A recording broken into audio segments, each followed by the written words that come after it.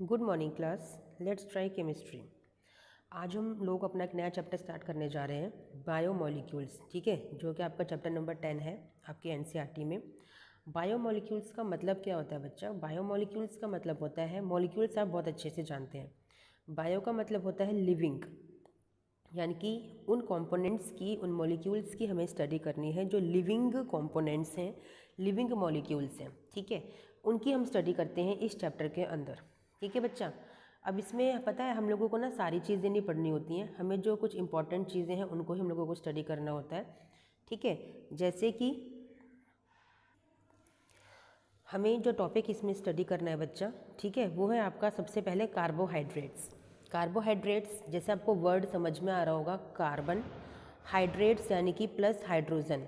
Carbon और hydrogen से मिलकर जो आपका एक मॉलिक्यूल का फॉर्मेशन होता है उसे हम बोलते हैं कार्बोहाइड्रेट्स। ठीक है, इसका जो जनरल फॉर्मूला होता है वो होता है CxH2O होल वाई। आपको पता होगा, आपका C6H12O6 सबसे बेसिक आपका कार्बोहाइड्रेट होता है, जिसका नाम होता है ग्लूकोज, जिसका नाम होता है बच्चा ग्लूकोज। ठीक है, तो वो बेसिक स्ट्रक्चर यहाँ पे जो ये फॉर्मेशन होता है आपके इस फॉर्मूले का, वो इसी फॉर्मूले से डिज़ाइन होता है, that is CxH2O whole Y. ठीक है, इससे आपका ये डिज़ाइन किया जाता है। ठीक है बच्चा, अब चलो देखो, इसमें हमें ना कुछ टाइप्स पढ़ने हैं आपके कार्बोहाइड्रेट्स के। ठीक है, जैसे कि आपको जो कार्बोहाइड्रेट्स के टाइप्स यहाँ पे स्टडी करने हैं बच्चा, वो हैं आपके monosaccharides, oligosaccharides and polysaccharides. Monosaccharides क्या होते हैं? वो कार्बोहाइड्रेट जो कि आप फर्दर हाइड्रोलाइज नहीं कर सकते, यानी कि वो एक बेसिक चेन जिसे आप और ब्रेक नहीं कर सकते, that is your monosaccharide. Mono means एक वो सिंगल चेन, ठीक है, जिसे आप और हाइड्रोलाइज नहीं कर सकते, दैट इज़ मोनोसैकेराइड। मतलब कि वो सबसे छोटी यूनिट हो गई आपकी, जिसका आप और ब्रेकडाउन नहीं कर सकते। ठीक है, समझ में आया? जैसे आपके कॉमन बेसिक एग्जांपल्स जो होते हैं आपके, ये ग्लूकोज, फ्रक्टोज, राइबोज, ये होते हैं आपके बेसिक मोनोसैकेराइड्स। ठीक है, अब आते हैं आपके ओलिगोसैकेराइड्स। ओलिगोसैकेराइड्स क्या होते हैं? वो सैकेराइड्स यानी कि वो मोनोसैकेराइड यूनिट्स जो 2 या 10 यानी कि 2 से लेके 10 तक की जब मोनोसैकेराइड की यूनिट्स को आप ज्वाइन कर देते हो, जब 2 से लेके 10 तक की मोनोसैकेराइड यूनिट्स को आप ज्वाइन कर सकते हो और हाइड्रोलाइज करने पर आपको वापस से वो मिल जाए, दैट इज़ ओलिगोसैकेराइड।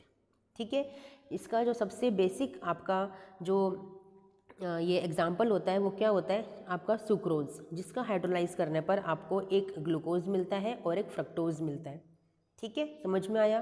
तो सुक्रोज वो ओलिगोसैकेराइड की यूनिट है जिसको हाइड्रोलाइज करने से आपको 2 मोनोसैकेराइड की यूनिट्स मिल जाती हैं। तो वही कहा जा रहा है कि ओलिगोसैकेराइड क्या है? जहाँ पे 2 या 10 यानी कि 2 से लेके 10 तक की जब मोनोसैकेराइड यूनिट्स आपको मिल जाती हैं ऑन हाइड्रोलाइसिस।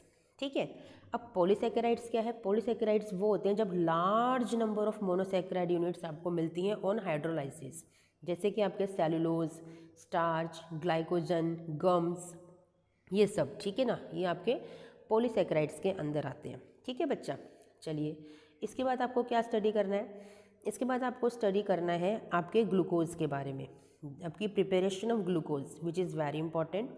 आपको ग्लूकोज की प्रिपरेशन सीखनी है। कैसे? आप एक सुक्रोज की यूनिट से जब उसका हाइड्रोलाइज करते हो, अभी मैंने ऊपर थ्योरेटिकली आपको पढ़ाया, ये केमिकल रिएक्शन है। जब सुक्रोज का आप हाइड्रोलाइसिस करते हो तो आपको एक यूनिट ग्लूकोज की मिलती है और सेकंड यूनिट आपको फ्रक्टोज की मिलती है। ठीक है ना, तो दोनों का सेम फॉर्मूला होता है, तो आपको ये मिल जाता है। इसके बाद आपका स्टार्च या फिर सेलुलोज को भी जब n नंबर ऑफ चेन्स को आप n number of times hydrolyse करते हो तो भी आपको n number of units glucose की मिल जाती हैं। ठीक है, इंपॉर्टेंट वाला वैसे यही है। ठीक है, अब इसके बाद बच्चा आपको क्या करना है? इसके बाद आपको ये वाला जो नीचे आपको पूरा का पूरा दे रखा है, which is very important to all of you. कैसे इंपॉर्टेंट है बच्चा? आपको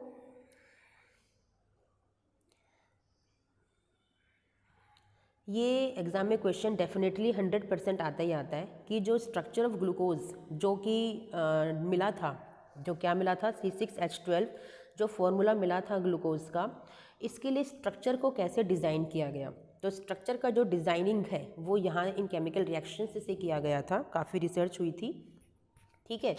जैसे कि पहले क्या पता चला कि सबसे पहले आपको मॉलिक्यूलर फॉर्मूला मिल गया था, उसके बाद इस मॉलिक्यूलर फॉर्मूले की रिएक्शन करवाई गई थी हाइड्रोजन आयोडाइड के साथ। ठीक है, तो क्या पाया गया कि जो आपके ग्लूकोज का जो ये फॉर्मूला है ना, ये एक स्ट्रेट चेन है। क्या पाया गया कि जो ग्लूकोज का फॉर्मूला है वो एक स्ट्रेट चेन है, क्योंकि वो एन हेक्सेन का फॉर्मूला बन के आया, यानी कि एन हेक्सेन का स्ट्रक्चर बन के आया।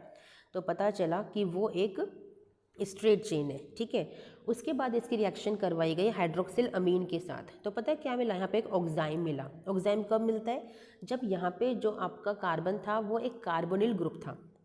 क्या पता चला कि जो कार्बन है आपके इस ग्लूकोज के स्ट्रक्चर में वो एक कार्बन क्या है, कार्बोनिल ग्रुप है। ठीक है, ये तो हमें पता चल गया तो हमने इसे लिख दिया, अदरवाइज ये थोड़ी पता चला था हम लोगों को सिर्फ ये पता चला था।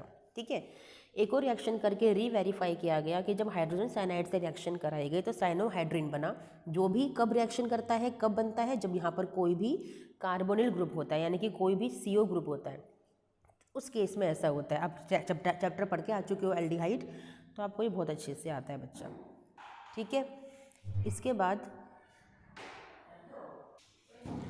ठीक है बच्चा, इसके बाद हमने रिएक्शन कराई ब्रोमीन वाटर के साथ। ठीक है, जब ब्रोमीन वाटर से रिएक्शन कराई तो क्या पाया गया कि जब ब्रोमीन वाटर से रिएक्शन कराई तो जो कार्बोनिल ग्रुप था ना वो आपका कार्बोक्सिलिक एसिड में कन्वर्ट हो गया। और आपने बहुत अच्छे से पढ़ा है कि ब्रोमीन वाटर से रिएक्शन करने के बाद वही कार्बोक्सिलिक एसिड बनता है जब आपका रिएक्टेंट में क्या हो, एल्डिहाइड हो। यानी कि क्या पता चल गया कि जो कार्बोनिल ग्रुप आपको मिला था वो क्या था, कार्बोनिल ग्रुप आपका एल्डिहाइड था। क्या था बच्चा, एल्डिहाइड था। यहाँ पे एक एल्डिहाइडिक ग्रुप प्रेजेंट था, ये पता चला। ठीक है, इसके बाद रिएक्शन कराई गई एसिटिक एनहाइड्राइड के साथ। तो उससे क्या पता चला कि एक कार्बन तो आपका एल्डिहाइड है, ये तो पता चल चुका था। लेकिन बाकी जो 5 कार्बन थे ना, टोटल आपके 6 कार्बन होते हैं, 1 कार्बन आपका एल्डिहाइड निकला। जो बाकी 5 जो बाकी 5 कार्बन थे वो क्या थे, आपके प्राइमरी कार्बन्स थे। क्या थे वो, प्राइमरी कार्बन्स थे। यानी कि वहाँ पर OH ग्रुप जो थे वो 5 OH ग्रुप लगे हुए थे। प्राइमरी का इसके बाद हुआ था। वैसे यहाँ पे क्या पता चला था कि इन 5 कार्बन के ऊपर आपके 5 OH लगे हुए हैं, यानी कि हर कार्बन के पास एक एक OH है, ये पता चला था। ठीक है, इसके बाद लास्ट जो रिएक्शन करके देखी गई थी उससे ये पता चला था बच्चा कि जब ऑक्सीडेशन किया गया तो पता चला कि जो ये 5 कार्बन के पास एक एक अल्कोहलिक ग्रुप था, OH था, वो कौन से थे, वो प्राइमरी अल्कोहल्स थे। ऑक्सीडेशन से ये पता चला। ऑब्वियसली प्राइमरी अल्कोहल्स का ऑक्सीडेशन करते हो तभी तो कार्बोक्सिलिक एसिड आपको मिलता है। ठीक है ना, समझ में आया बच्चा। तो इस तरह से पूरा स्ट्रक्चर आपके ग्लूकोज का डिज़ाइन हुआ, बच्चा, जो कि बहुत इंपॉर्टेंट एक इन्वेंशन थी, डिस्कवरी थी, जिससे पता चला। क्योंकि हमें सिर्फ और सिर्फ ये पता था कि आपका जो ग्लूकोज है उसका ये फॉर्मूला होता है, लेकिन इसका स्ट्रक्चर ही नहीं पता था। अब स्ट्रक्चर जानना ज़रूरी क्यों है, स्ट्रक्चर जानना ज़रूरी इसलिए होता है बच्चा क्योंकि उससे ही हम फर्दर रिएक्शंस को परफॉर्म करते हैं। ठीक है बच्चा, समझ में आ गया ना। हमें सिर्फ और सिर्फ ये पता चला था कि एक फॉर्मूला है C6H12O6 का, और इसके बारे में कुछ भी नहीं पता था। तो इन बाकी रिएक्शन से हमें यही पता चला। ठीक है, जब हाइड्रोजन आयोडाइड से रिएक्शन कराई तो क्या पता चला कि ये एक स्ट्रेट चेन है। जब आपकी रिएक्शन कराई हाइड्रोक्सिल अमीन, ठीक है, और HCN के साथ, तो क्या पता चला कि इसका जो फर्स्ट कार्बन है वो एक कार्बोनिल ग्रुप है। ठीक है, फिर रिएक्शन कराई ब्रोमीन वाटर के साथ तो क्या पता चला कि जो कार्बोनिल ग्रुप है वो आपका एल्डिहाइडिक ग्रुप है। फिर रिएक्शन कराई एसिटिक एनहाइड्राइड के साथ तो क्या पता चला कि जो एक कार्बन के अलावा जो 5 कार्बन है उनके पास OH ग्रुप है। फिर रिएक्शन कराई गई यानी कि ऑक्सीडेशन किया गया तो क्या पता चला कि जो 5 कार्बन के पास जो OH ग्रुप है वो कौन से हैं, आपके प्राइमरी OH ग्रुप्स हैं। ठीक है, तो इस तरह से पूरा स्ट्रक्चर आपका डिज़ाइन हो गया था, किसका, आपके ग्लूकोज का। ठीक है, समझ में आया बच्चा। चलिए, इसके बाद अब आपको क्या करना है, अब आपको करना है जो ग्लूकोज का स्ट्रक्चर है ना, उसका आपको स्टडी करना है बच्चा कि L और D कन्फर्मेशंस को आपको स्टडी करना है। L क्या होता है, लिवो रोटेटरी, यानी कि लेफ्ट में रोटेशन करता है मॉलिक्यूल। D होता है डेक्स्ट्रो रोटेटरी, यानी कि पॉजिटिव, ये नेगेटिव, यानी कि आपका पॉजिटिव का क्या मतलब है कि वो राइट में रोटेट करता है आपका मॉलिक्यूल। ठीक है, अब देखो जैसा आपको दिख रहा है, आपका ये वाला जो OH ग्रुप है वो राइट में है। ठीक है, तो इसका क्या मतलब है कि ये आपका D कन्फर्मेशन है। ठीक है, अभी और देखते हैं नीचे। ठीक है, आपको ये दिख रहा है ग्लिसरॉल्डिहाइड, ये ग्लिसरॉल्डिहाइड ही डिसाइड करता है, यही आपको बताता है कि जो आपका राइट में OH है इसका मतलब ये प्लस यानी कि डी कन्फर्मेशन है, आपका लेफ्ट में OH है यानी कि नेगेटिव यानी कि ये L कन्फर्मेशन है, यानी कि राइट D लेफ्ट L। समझ में आया बच्चा? ठीक है, इस तरह से आप पता करते हो कि कोई कन्फर्मेशन D है कि L है। ठीक है, चलिए इतना आपको पता चल गया। अब देखिए, अब आपको साइक्लिक स्ट्रक्चर बनाना भी सीखना है। जो इंपॉर्टेंट चीज़ें हैं चैप्टर में वही कराऊंगी क्योंकि वही एग्जाम पॉइंट ऑफ व्यू से इंपॉर्टेंट है, बाकी आप लोग अपने नॉलेज के लिए रीड कर सकते हो। ठीक है, अब देखिए बच्चा, आपने ही देखा ये OH राइट में है तो यानी कि आपका D कन्फर्मेशन है, ये रही आपकी D पॉजिटिव कन्फर्मेशन है, D पॉजिटिव ग्लूकोज है। अब आपको यहाँ पे सीखनी है अल्फा एंड बीटा कन्फर्मेशंस।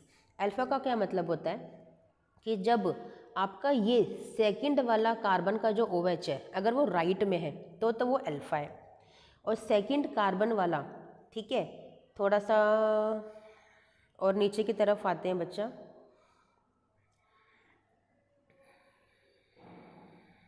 इन्होंने अच्छे से नहीं दे रखा आपके NCERT के अंदर, इन्होंने क्या किया है, वेट, इन्होंने क्या किया है, इन्होंने फर्स्ट कार्बन को बताया है। चलिए कोई बात नहीं, आप देखिए यहाँ पे जो फर्स्ट कार्बन का यानी कि CHO वाला ही जो OH था जब वो राइट में आपका बनता है तो वो अल्फा है, और अगर ये लेफ्ट में जाता है तो ये आपका बीटा होता है। ठीक है, राइट में है तो ये आपका अल्फा है, ये आपका लेफ्ट में है तो ये आपका बीटा है। ठीक है, इस तरह से बनता है। अब देखो जो स्ट्रक्चर बनाया गया है साइक्लिक, वो कैसे बनाया गया है। आपका जो CHO का यहाँ पे CHO का जो डबल बॉन्ड O था ना, इस डबल बॉन्ड O को ब्रेक किया, और जो सेकंड वाले कार्बन का जो OH है ना, इस OH के बॉन्ड को ब्रेक किया। अब जो ये वाला O है वो तो देखो कैसे लगाया गया, देखो यहाँ से इस तरह से इससे ज्वाइन करके यहाँ पर लगाया गया, ये रहा वो ऑक्सीजन आपके पास, ये तो OH बन गया। कैसे, ये वाला जो H है ना, ये H चला गया ऑक्सीजन के पास तो ये रहा OH, और जो ये वाला ऑक्सीजन है, ये वाला ऑक्सीजन, इसको थोड़ा सा लंबा बॉन्ड करके ऐसे शो कर दिया गया है कार्बन कार्बन के साथ। ठीक है, तो देखो ये स्ट्रक्चर आपको दिखाई दे रहा है, ये स्ट्रक्चर आपका साइक्लिक स्ट्रक्चर है। देखो ना, ये रहा ये स्ट्रक्चर आपका साइक्लिक, पूरा का पूरा बंद हो गया स्ट्रक्चर, तो इट्स साइक्लिक स्ट्रक्चर। ठीक है, ये भी साइक्लिक स्ट्रक्चर है, ये है अल्फा D ग्लूकोज के लिए क्योंकि ये राइट में आ रहा है, ये है आपका बीटा D ग्लूकोज के लिए क्योंकि लेफ्ट में आ रहा है।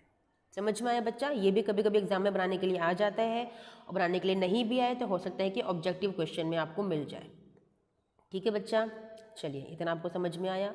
ये है कंप्लीट इसका साइक्लिक स्ट्रक्चर, पायरान से जो डिज़ाइन किया गया है। पायरान का क्या मतलब है, पायरान आपका स्ट्रक्चर है, इट इज़ पायरान। ठीक है, इसमें देखिए अल्फा D पॉजिटिव और बीटा D पॉजिटिव स्ट्रक्चर बनाए गए हैं। क्योंकि पायरान से बनाया गया है तो इसलिए इसको क्या बोलते हैं, ग्लूकोपायरानोज। क्या बोलते हैं, ग्लूकोपायरानोज।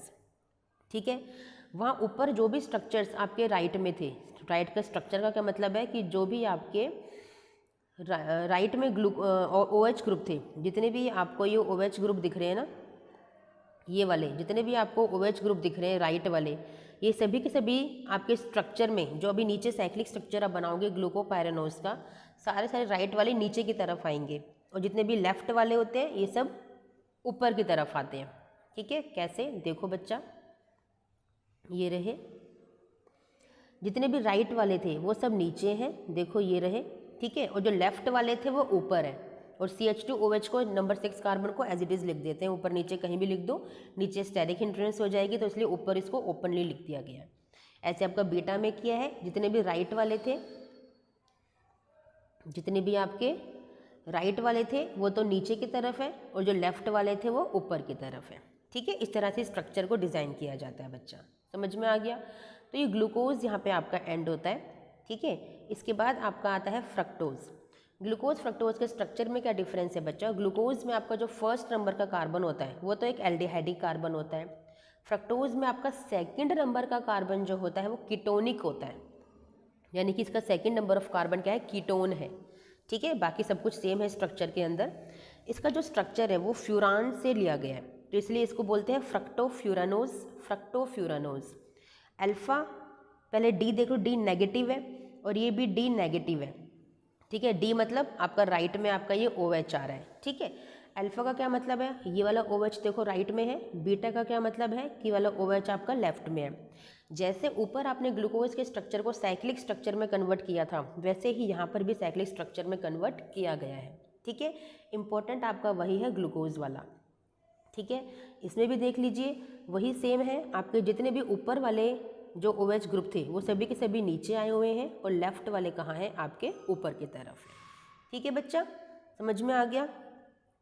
चलिए, इसके बाद आपको करना है एक इम्पॉर्टेंट क्वेश्चन है glycosidic linkage. What is glycosidic linkage? जब दो मोनोसेकेराइड यूनिट्स आपकी ज्वाइन होती हैं एक ऑक्सीजन के साथ, दैट इज ग्लाइकोसिडिक लिंकेज। इसे ग्लाइकोसिडिक बॉन्ड भी बोला जाता है। सुक्रोज का स्ट्रक्चर है अल्फा डी ग्लूकोज और बीटा डी फ्रक्टोज को ज्वाइन करके बनता है।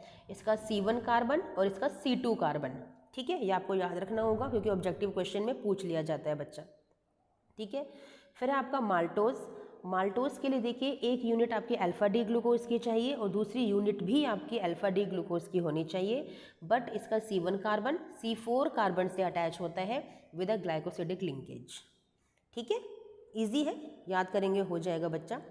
लैक्टोज के लिए देख लीजिए, लैक्टोज का आपका beta D galactose and beta D glucose की एक एक यूनिट है। इसका C1 कार्बन और इसका C4 कार्बन ग्लाइकोसिडिक लिंकेज से अटैच्ड होता है। ठीक है बच्चा, चलिए समझ में आ गया। ठीक है, अमाइलोज का देख लीजिए काफ़ी बड़ा स्ट्रक्चर है, कोई भी लर्न करने की ज़रूरत नहीं है इसके अंदर। ऐसे आपका अमाइलोपैक्टिन है, सेलुलोज है, इनको भी कुछ भी करने की छेड़ने की ज़रूरत आपको नहीं है। ठीक है, अब आते हैं प्रोटीन पे। ये प्रोटीन का ना बेसिक स्ट्रक्चर होता है जो अल्फा अमीनो एसिड से बनता है। अल्फा अमीनो मतलब sorry not alpha, amino acid से मिलके बनता है। अमीनो एसिड की बहुत सारी चेन होती हैं, या फिर ये कह सकते हो कि अमाइन ग्रुप की और COOH की बहुत सारी चेन होती हैं जो अटैच होकर अमीनो एसिड का फॉर्मेशन करती हैं। ठीक है, ये रही आपकी COOH और NH2 की यूनिट। ठीक है, ओके बच्चा, ये है आपका अमीनो एसिड का स्ट्रक्चर। ये डिफरेंट अमीनो एसिड्स आपको दे रखे हैं, लर्न करने की ज़रूरत नहीं है, केमिस्ट्री में नहीं आते, ये बायो स्टूडेंट्स के लिए होते हैं। ठीक है, एक इंपॉर्टेंट क्वेश्चन यहाँ से आता है, essential amino acids and non essential amino acids. जो अमीनो एसिड्स आपके बॉडी में बनते हैं वो तो होते हैं नॉन एसेंशियल, क्योंकि बाहर से लेने की ज़रूरत आपको नहीं है, बॉडी में ही अपने आप बन रहे हैं। Which can be synthesised in the body are known as essential amino acids, non essential amino acids. ठीक है, और जिन्हें बाहर से लेने की ज़रूरत होती है, मतलब डाइट में होने ही चाहिए आपके, वो होते हैं एसेंशियल अमीनो एसिड्स। मतलब वही है ना, घर की मुर्गी दाल बराबर, ये बॉडी में जो चीज़ ऑलरेडी है तो इंपॉर्टेंट नहीं है, इट मीन्स नॉन एसेंशियल, और जो चीज़ बॉडी में है नहीं है, बाहर से लेने की ज़रूरत है, that is essential amino acid. ठीक है, नेक्स्ट है आपका ज्यूटर आयन। ये मैंने बना के दिखाया था आपको अमाइन चैप्टर के अंदर, वैसे ही यहाँ पे ज्यूटर आयन का फॉर्मेशन होता है। ये एक आपका अमीनो एसिड है, यहाँ से H ब्रेक डाउन होगा और नाइट्रोजन की तरफ से एक्सेप्ट कर लिया जाएगा, तो ये बन गया आपका ज्यूटर आयन। ठीक है, चलिए ये सब चीज़ें आपको नहीं करनी है। ठीक है, इसमें आपको स्ट्रक्चर बस इंपॉर्टेंट ये है जानने के लिए, थ्योरी में क्वेश्चन आता है एक, कि जो सेकेंडरी स्ट्रक्चर होता है प्रोटीन का, प्रोटीन के primary, secondary, tertiary and quaternary structures होते हैं। जो प्राइमरी स्ट्रक्चर होता है वो तो आपका सिंपल एक सिंगल चेन है, जिसे आप प्राइमरी स्ट्रक्चर मान सकते हो। ठीक है, और जो सेकेंडरी स्ट्रक्चर होता है ये दो में डिवाइडेड है, एक अल्फा हेलिक्स में। ठीक है, आपको ये दिख रहा है ना, ये अल्फा हेलिक्स स्ट्रक्चर है एक्चुअली में, जो कि प्राइमरी की तरह दिखता है आपको, लेकिन एक कोइल्ड स्ट्रक्चर है, इट्स अ कोइल्ड स्ट्रक्चर, जिसकी जो बॉन्डिंग है वो CO और NH के बीच है। किसकी वजह से? हाइड्रोजन बॉन्डिंग की वजह से। यहाँ से 2 मार्क्स में क्वेश्चन एग्जाम के अंदर आता है बस। ठीक है, ज़्यादा कुछ करने की ज़रूरत नहीं है इस चैप्टर के अंदर आपको। सेकेंड जो सेकेंडरी स्ट्रक्चर होता है that is beta pleated sheets. अब देख रहे हो इस तरह से 3 आपकी चेन अटैच हो गई और यहाँ पे फर्दर अटैचिंग है अभी, यानी कि बहुत बड़ी चेन है जो आपके एक एक यूनिट आपकी ज्वाइन हो रही है हाइड्रोजन बॉन्ड के through. It is a beta pleated sheet. ठीक है, टर्शियरी स्ट्रक्चर है वो और भी ज़्यादा कोइल्ड होता है। मैं आपको एक स्ट्रक्चर दिखाती हूँ, इस तरह से देखिए ज़रा। ये देखिए, प्राइमरी तो सिंपल स्ट्रेट स्ट्रक्चर है, सेकेंडरी में देखिए आपकी कॉइलिंग हो जाती है, टर्शियरी में देखिए जब 2 या 2 से ज़्यादा यूनिट ऐसे कोइल्ड स्ट्रक्चर्स आपके अटैच होते हैं तो इन्हें बोलते हैं टर्शियरी स्ट्रक्चर्स। और क्वाटर्नरी कौन से होते हैं? जब टर्शियरी ही बहुत सारे यूनिट्स ऐसे कोइल्ड आपके ज्वाइन हो जाएं तो ये होती हैं आपके क्वाटर्नरी स्ट्रक्चर्स। ठीक है बच्चा, समझिए रियल स्ट्रक्चर्स देखो दिख रहे हैं आपको। ठीक है, जो बॉडी के अंदर मिलते हैं, समझ में आया बच्चा। इसके बाद एंजाइम्स है। एंजाइम की डेफिनेशन एग्जाम में 1-2 नंबर में आ सकती है कि एंजाइम्स क्या होते हैं, वो केमिकली केमिकल्स होते हैं एक्चुअली आपकी बॉडी के अंदर, ठीक है, जो कि रिएक्शंस के सीक्वेंस को प्रोसीड करते हैं, ठीक है, या फिर ये कह सकते हो कि enzymes are very specific for a particular reaction, ठीक है, और अ पर्टिकुलर सबस्ट्रेट, ठीक है। ये आपके बायो कैटलिस्ट होते हैं बॉडी के अंदर, दीज आर बायो कैटलिस्ट, ठीक है। बहुत सारी चीज़ें इसमें बायो के बच्चों के लिए हैं जो आपको नहीं देखनी है। विटामिन्स भी आप बचपन से पढ़ते आ रहे हो, ठीक है, fat soluble, water soluble. Fat soluble vitamins कौन से होते हैं? आपके ADE के, these are fat soluble vitamins. Water soluble मतलब जो पानी में वॉश करने से या पानी में जाते ही घुल जाते हैं, वो विटामिन B और विटामिन C होते हैं। कहते हैं ना सब्जियां ज़्यादा वॉश करने से क्या होता है, आपकी B और C विटामिन्स आपकी सारे वहीं पे वेस्ट हो जाते हैं। ये सारे विटामिन्स की आपको दे रखे हैं, बचपन से आप इन्हें पढ़ते आ रहे हो, एक बार नज़र मार लीजिएगा बस, ठीक है। न्यूक्लिक एसिड आपको पता है, न्यूक्लिक एसिड आप दो तरह के पढ़ते हो, DNA RNA। न्यूक्लिक एसिड क्या होता है? जो रिस्पॉन्सिबल होते हैं आपके प्रोटीन्स के फॉर्मेशन के लिए, ठीक है, न्यूक्लियस ऑफ द सेल में प्रेजेंट होते हैं। DNA deoxy ribo nucleic acid, RNA ribo nucleic acid, ठीक है बच्चा, सिंपल है, ठीक है। ये सारे टाइप्स आपको दे रखे हैं, बस ये सब चीज़ें करने की ज़रूरत नहीं है आपको, ठीक है। ये आपको पता होना चाहिए न्यूक्लियोसाइड क्या होता है। न्यूक्लियोसाइड वो होता है जहाँ पे आपकी कोई यूनिट अटैच होती है with the base 1 position of the sugar, ठीक है। बेस 1 की जब यूनिट अटैच होगी आपकी शुगर की, दैट इज़ योर न्यूक्लियोसाइड, ठीक है बच्चा। चलिए इतना आपको समझ में आ गया। इसके बाद हमारे पास ज़्यादा कुछ नहीं रह गया इस चैप्टर के अंदर, ठीक है, ये सब नहीं पढ़ना है आपको। हॉर्मोन्स आपके केमिकल्स होते हैं जो बॉडी में स्टिमुलेट होते हैं, है ना, सीक्रेट होते हैं आपके प्रॉपर फंक्शंस के लिए, ठीक है। अब देखिए चैप्टर हमारा इस तरह से एंड हो गया बच्चा, ठीक है। नाउ पूरा चैप्टर मैंने आपको क्लियर कर दिया है बच्चा। एक टॉपिक और था इसके अंदर जो रह गया है, that is denaturation of the protein. इसका मतलब क्या होता है? प्रोटीन का डीनेचर्ड होना, यानी कि जो आपकी कोइलिंग थी प्रोटीन के स्ट्रक्चर की, उसकी अनकोइलिंग कर देना, उसको सीधा कर देना। कैसे करते हो? बाय चेंजिंग टेम्परेचर और pH। इसका एग्जाम्पल क्या होता है आपका? एग का बॉईल करना। एग को अगर आपने बॉईल किया तो उसका डीनेचुरेशन हो जाएगा क्योंकि आपने टेम्परेचर दिया है उसको, तो that is denaturation of protein. ये क्वेश्चन भी 2 मार्क्स में आता है, ठीक है बच्चा। चलिए ये वीडियो आपकी एंड होती है, मिलते हैं नेक्स्ट वीडियो में। Till then thank you, bye.